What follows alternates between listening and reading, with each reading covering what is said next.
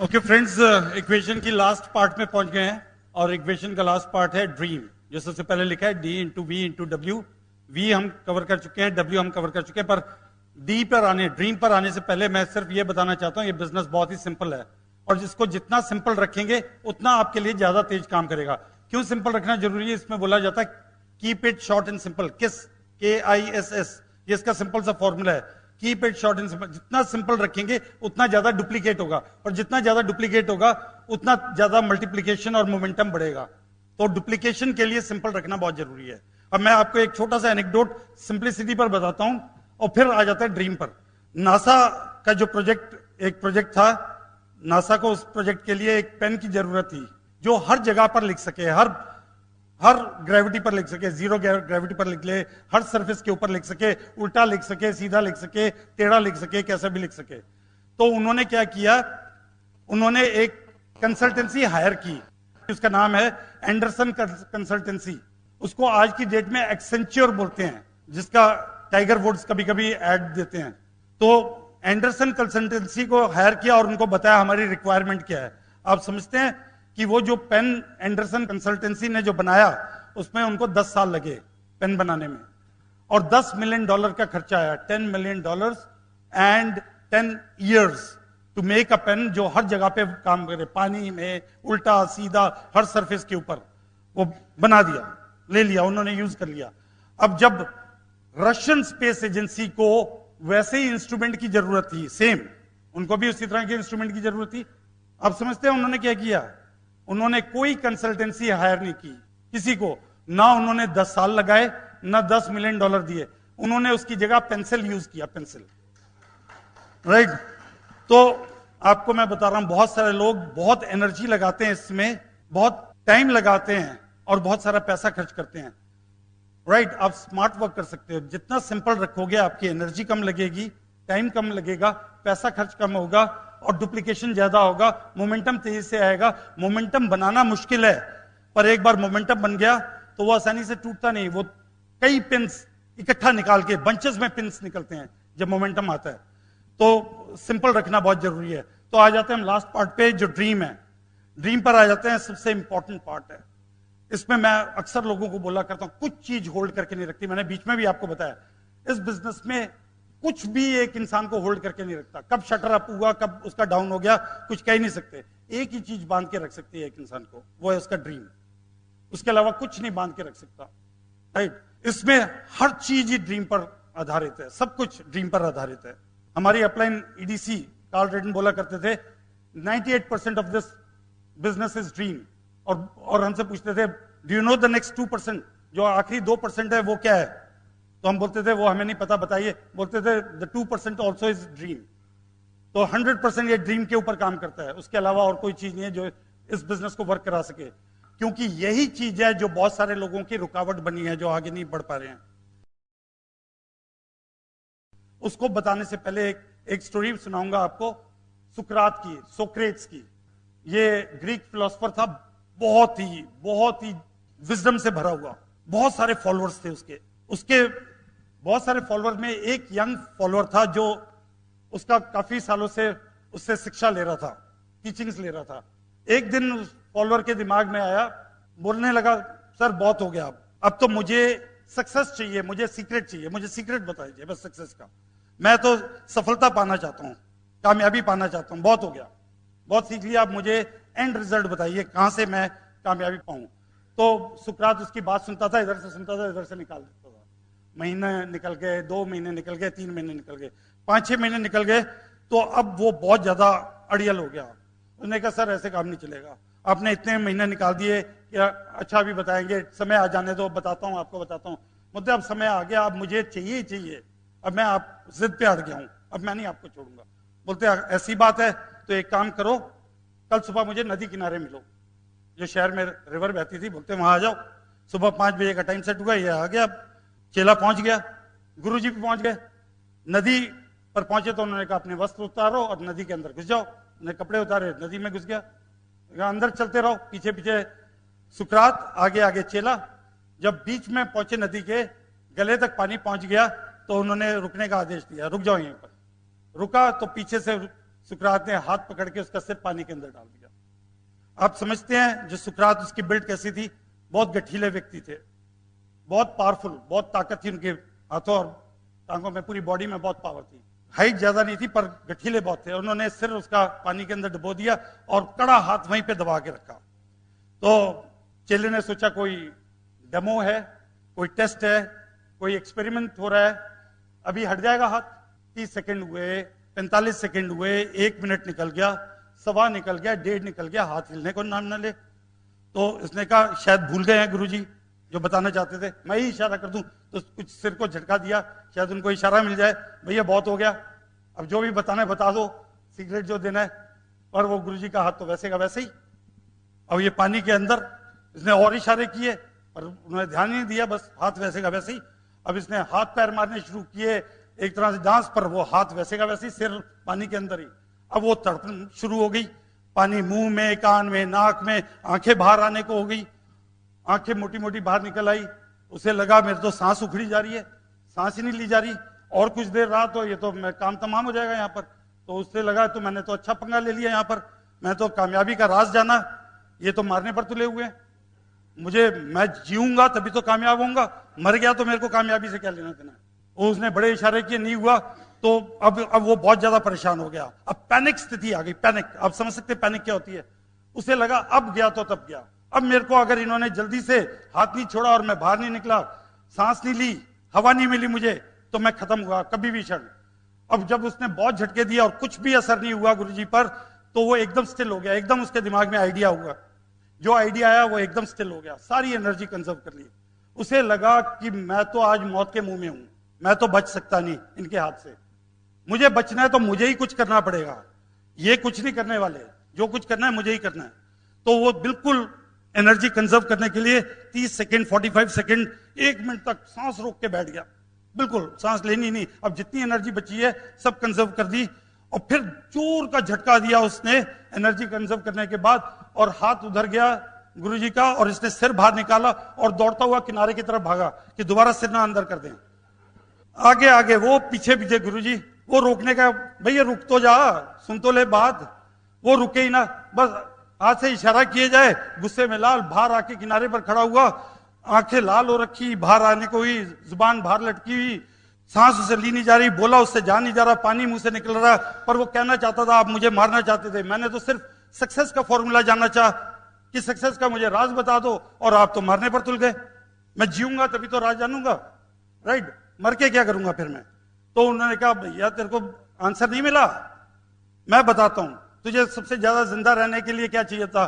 तो उसने कहा हवा, सांस, इशारों में बात कर रहा था, हवा चाहिए थी, और क्या चाहिए था, तो ऑक्सीजन चाहिए थी ना।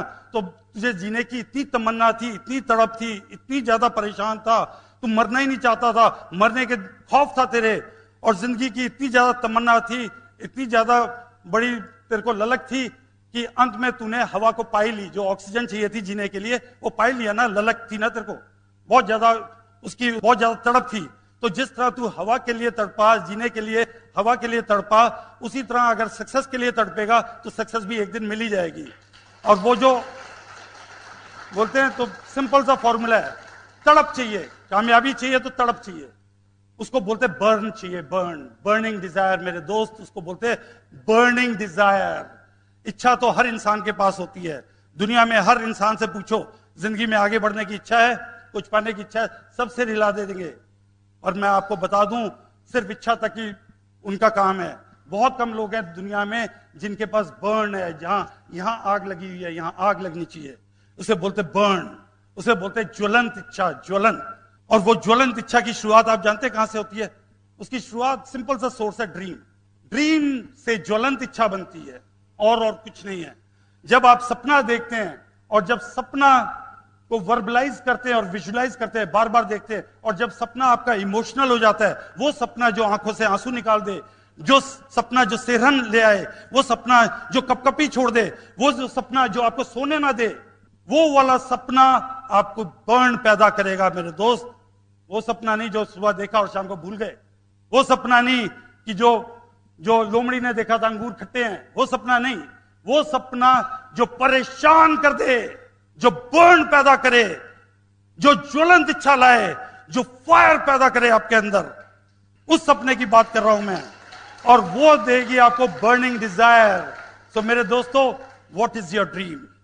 Why are you building this business? Why will you build this business? आप क्यों करोगे इसको? क्या चाहते हो?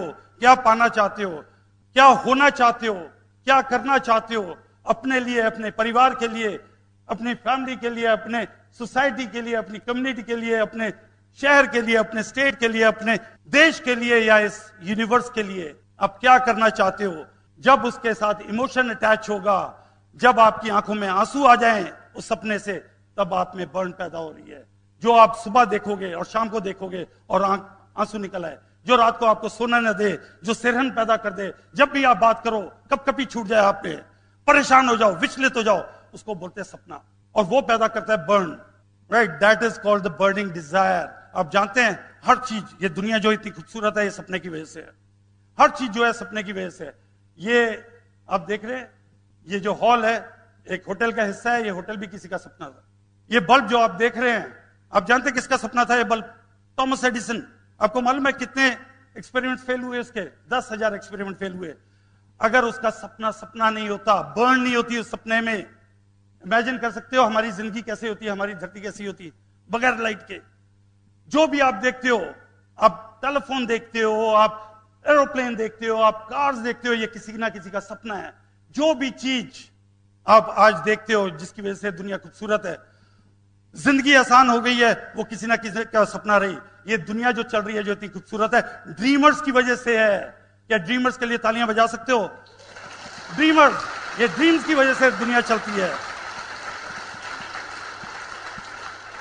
जो भी चीजें पैदा होती हैं, स्ट्रगल के बाद पैदा होती हैं, आसानी से कुछ नहीं मिलता, चूज करना पड़ता है सक्सेस को। Success is always by choice, it is never by chance. तो कैसे नहीं मिलती? अगर वो सक्सेस को, कामयाबी के लिए आप उसको गले से नहीं पकड़ोगे तो नाकामयाबी आपका गला पकड़ लेगी। और जितने जितने महान लोग जिन्होंने चीजें पैदा की हैं, उन्होंने कामयाबी को गले से पकड़ा। अगर नहीं पकड़ा होता और छोड़ दिया होता टॉमस एडिसन ने, तो आज हम अंधेरे में बैठे होते, मोमबत्ती लालटेन में बैठे होते। इमेजिन कर सकते हो? इवन आप और हम, किसी का सपना है। हर चीज सपने के विहीन कुछ नहीं है। ये बिजनेस चलता ही सपने से है मेरे दोस्त।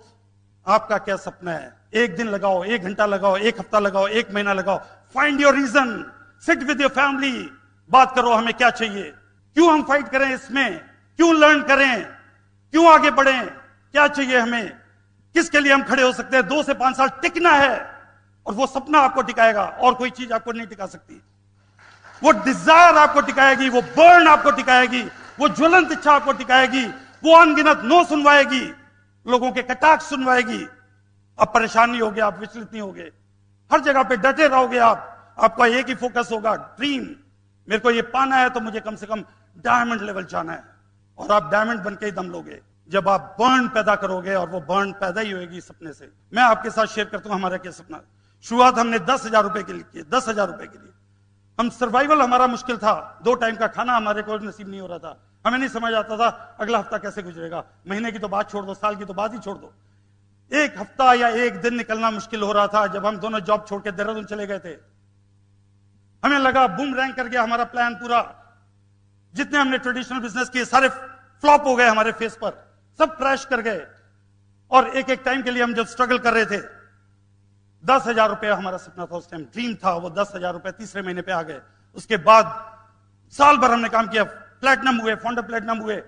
एक ड्रीम जागी कि हमारे पास अपनी कार होनी चाहिए, 2 व्हीलर। जानते हैं आप, हीरो विनर लेडी स्कूटर पर मैंने ये प्लान दिखाए, जिसमें हॉर्न नहीं बजता था, पर उसके साइलेंसर की वजह से लोग हटते थे सामने से। जिसका स्टैंड नहीं था, हम पेड़ों को ढूंढते थे और दीवारों को ढूंढते थे, उसके ऊपर हमने काम किया। एक सेकेंड हैंड 4 व्हीलर की ख्वाहिश हुई, ड्रीम वो जगह, और उसके लिए हमने एफर्ट किया। 3rd ईयर फाउंडर प्लेटिनम के हमने सेकेंड हैंड जेन कार ली अपनी पहली। उसके बाद हमने तमन्ना हुई कि एक नई कार हो, फिर जेन कार, नई कार ली हमने। उसके बाद फिर हमने 1 साल बाद फिर एक और कार बदली। आज 17 साल में हम 12 कारें बदल चुके हैं इस बिजनेस की बदौलत। ये नहीं कि हमने किया वो, क्यों जिस चीज ने इतना परेशान किया और इतने साल लगाए। मेरा ड्रीम था कि चेंज करूं, इतना पैसा मैंने गवाया, पर वो ड्रीम था, और ड्रीम की कोई कीमत नहीं होती, सपना पूरा करने की कोई कीमत नहीं होती। और मैं एक के बाद एक कार, खत्म हो गया वो सपना। इतनी कार ले ली, सब वो पूरा हो गया हमारा। और क्या ड्रीम था, दुनिया घूमना। हम मसूरी के अलावा कहीं सोच नहीं पाते थे। पोटली बांधकर मसूरी जाते थे, टूटे हुए टू व्हीलर पर हम जाते थे, अपने पड़ोसियों से और फ्रेंड से टू व्हीलर मांगते थे और उसके ऊपर हम मसूरी जाते थे और वहां पर कंपनी बाग में बैठकर अपनी पोटली खोलते थे और वो हमारा पिकनिक हुआ करता था। हमने लिमिटेड गिने हुए शहर देखे हुए थे इंडिया के, गिने हुए, नॉर्थ इंडिया के कुछ, सेंट्रल इंडिया नागपुर तक जहां पर मेरे पेरेंट्स रहते थे, बस दैट इज ऑल। उसके अलावा कहीं घूमे नहीं थे। आज इस बिजनेस की बदौलत, उस सपने की बदौलत कि हम दुनिया घूमना चाहते हैं, जितने हमारे स्टेट्स नहीं हम घूमे, हम 30 से ज्यादा देश घूम चुके हैं दुनिया में इस बिजनेस की बदौलत। ये पावर है सपने की। हम अपने ग्रैंड पेरेंट्स के मकान में रहते थे, 65 साल पुराना मकान था, हर जगह से चोता था, हर जगह से टपकता था, नीचे हमें बर्तन रखने पड़ते थे। और जितनी देहरादून में बारिश होती है चेरापूंजी के बाद, मैं नहीं समझता कहीं पे बारिश होती है, लीक करता था हर जगह से। और वहीं पर बैठ के मैं प्लान दिखाता था और लोगों को बताता था कैसे कमाने हैं। कभी मुझे देखते थे, कभी मेरी छत को देखते थे, कभी बाल्टी को देखते थे, कभी मेरे स्कूटर को देखते थे, कभी मेरे हौसले को देखते थे। बोलते इसमें बड़ा दम है, अगर ये कमा सकते हैं तो क्यों नहीं। वो साइन कर देते थे कि अगर इसमें इतना एंथुजियाज्म है, अगर ये कर जाएगा तो हम भी कर जाएंगे। इन हालात में कन्विक्शन थी। और क्या चाहते थे हम? अपना मकान। ऊपर वाले ने इस बिजनेस के थ्रू अपना मकान भी दिया। आज वहां के लोग बोलते हैं बहुत ही खूबसूरत मकान है। ये हमारा नहीं, ये बिजनेस की पावर है, हमारी पावर नहीं। हमने बिजनेस की पावर यूज की। ड्रीम हमारे थे और जिस पर हम टिके रहे उसको बर्न में पैदा किया और वो एक एक करके पूरे होते चले गए। उसके बाद मेरा क्या थी, ड्रीम बुक बनाई। उसमें जो लास्ट पेज पर जो ड्रीम थी, हाथ में माइक पकड़ा हुआ है और पीछे एक वर्ल्ड का ग्लोब बना हुआ है और नीचे लिखा है I want to be international motivational speaker. मैं एक इंटरनेशनल स्पीकर होना चाहता हूं। ये मेरा अल्टीमेट ड्रीम है। मेरे दोस्त, ये स्पीकर क्यों होना चाहता हूं मैं इंटरनेशनल? और मैं पहले ये बता दूं, मैंने आपको बताया 5 इवेंट्स हमारी जिंदगी में है। बख्शी फैमिली में मेरी पैदाइश, ज्योति के साथ मेरी मैरिज, सहज हमारी डॉटर का जन्म, राइट, चौथा बिजनेस को साइन करना। ये मेजर इवेंट्स थे हमारी जिंदगी के। और 5वां इवेंट था जब मैंने लिखा था टू बी इंटरनेशनल स्पीकर। और जब मैंने लिखा उसके 3रे साल हमें अपॉर्चुनिटी मिली मॉस्को में स्पीकिंग करने की। पहला इंटरनेशनल सेमिनार हमने मॉस्को में किया। उसके बाद हमें 5 और इंटरनेशनल सेमिनार मिले करने को। आधा दर्जन से बाहर हम भाग जाते। ये पावर है ड्रीम्स की, ये पावर है बर्न की, ये पावर है चैलेंज की। Thank you all to do. God bless you.